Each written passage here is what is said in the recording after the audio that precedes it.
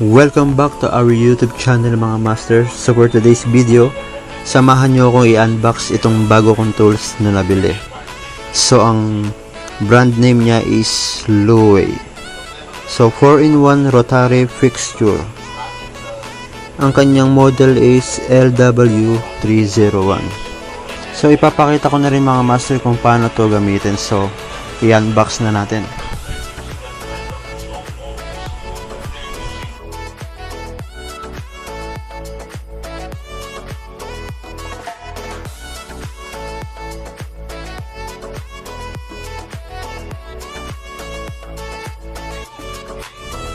So ito yung mga laman ng box mga master. So ito yung pinaka nagpo-push, and then ito yung kanyang suction, then ito yung kanyang tension knob adjuster, no? And then dalawang suction na maliit, and then screw. Okay, so ang textures niya mga master is made of aluminum siya. So may features siya na 360 degree rotation. Yan. So ito yung pinaka holder ng phone, at ito yung kanyang higpitan. Yan. So ito naman yung kanyang lock kapag i-rotate niyo siya. Yan.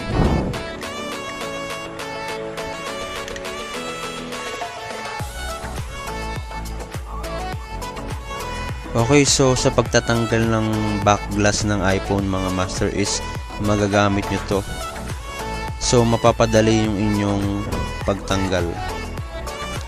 Yan. So kung wari ito ay iPhone 11, so yan, higpitan nyo lang, then rotate nyo kung saan kayo magtatanggal ng glass, then lock nyo. So hindi na siya hassle kasi kapag nasa baba, iikot-ikot nyo po yung phone. So ito may holder na mismo yung re-repair ninyo. So yan yung trabaho ng kanyang rotation.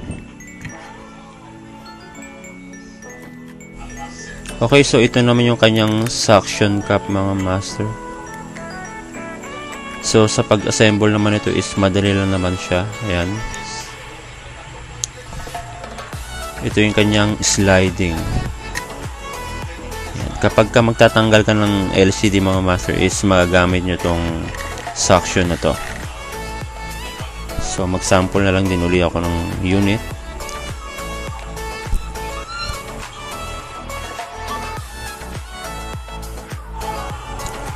Yung kanyang suction mga master is na-adjust siya. Depende sa inyo kung saan nyo siya itututok, kung sa gitna or gilid. And then, yan, na-slide din siya. And depende kung saan nyo sisimulan yung pagtanggal ng LCD. Yan. So, ito namang tension screw knob niya is dito nyo lang ilalagay sa tapat nung aluminum. Ito kasi yung magpupush nung LCD paangat. Yan.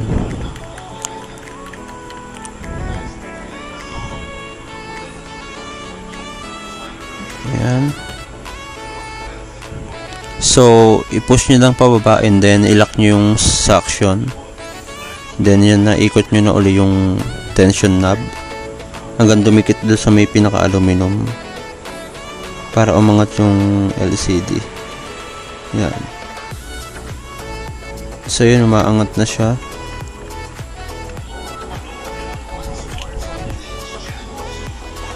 So, ganun lang hanggang umangat siya ng buo. So marami na ako natanggal na LCD, nakakatanggal siya ng buong buo yung LCD mga master. So hindi matadamage, kaya niyang tanggalan siya ng buo. So yan, ganun ulit. So yan, maangat na yung kanyang LCD. So sa dulo naman,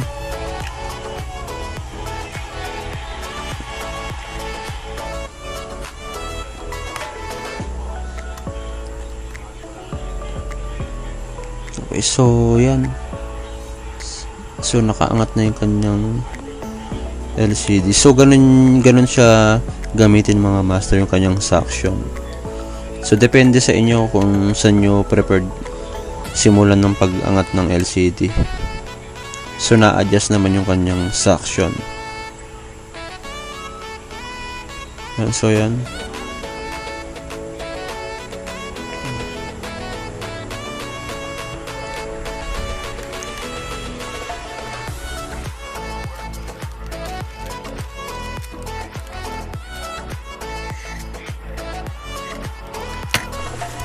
So ito namang dalawang suction na maliit mga master is dito nyo siya ilalagay.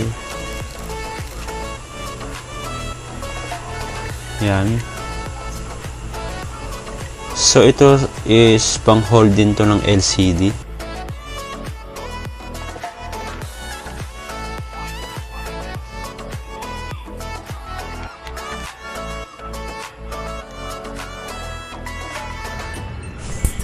So for example, magpapalit kayo ng battery. So iaangat nyo lang yung kanyang LCD, then idikit nyo dun sa may dalawang suction nya. So yan, so pwede nyo na siya tanggalan ng mga screw. Yan.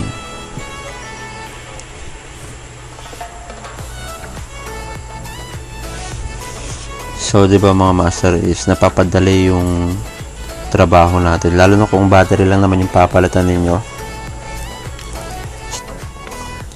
So, hindi lang naman sa iPhone ninyo to pwede gamitin mga master. So, kahit ano namang unit is pwede to. So, universal yung size ng kanyang holder. Kahit anong unit model is compatible sa kanya. So, ito naman mga master is magagamit ninyo kapag magpapalit ng LCD or magkakabit ng LCD. So, ito yung pang push. So, for example, is magpapalit tayo ng LCD. So, wag nyo lang gaanong ihigpitan para hindi mapuwersa yung kanyang power button. Okay, so ito yung ilalagay natin sa ibabaw ng LCD, pang push. And then, ito yung kanyang screw, pang higpit, no? So, magkabilaan yung mga master. Yan. So, hindi na natin kailangan gumamit ng tape or ng goma. So ito na yung magsisilbing pinaka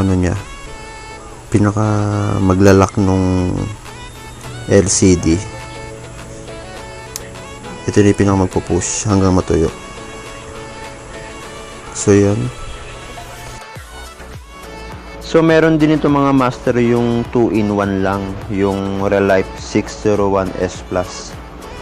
So same lang naman ito yon.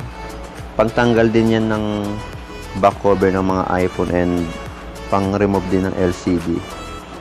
So maraming klaseng ganito na nilabas na iba-iba yung brand. So merong Sunshine. So di bali nag-upgrade lang ako ng 4-in-1 na mga masters. So madami kasing pwedeng gawin dito sa 4-in-1. Katulad ng kapag magpapalit tayo ng battery ng iPhone. So, hindi na natin kailangan tanggalin ng buo yung LCD. So, may holder na yung sa LCD. So, madali na siyang tanggalan ng mga screw. And then, yung pag magpapalit tayo ng LCD, meron na rin siyang pang push. So, nabili ko to mga master sa Quiapo sa supplier ng 2-3. So, may discount pa yon. So, medyo pricey lang talaga siya. So, available din to sa online shopping sa Lazada at Shopee. So, yung Relife din, meron din doon. So, ilalagay ko na lang sa description box yung link ng item.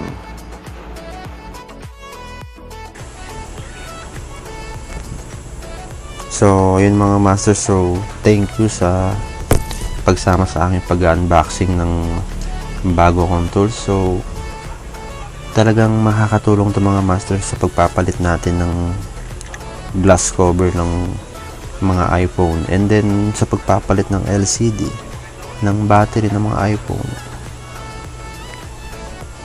So iwas hassle sa pag-repair natin dahil nga sa kanyang features na 360 degree rotation. So talagang makakatulong siya mga master sa ating pagre-repair.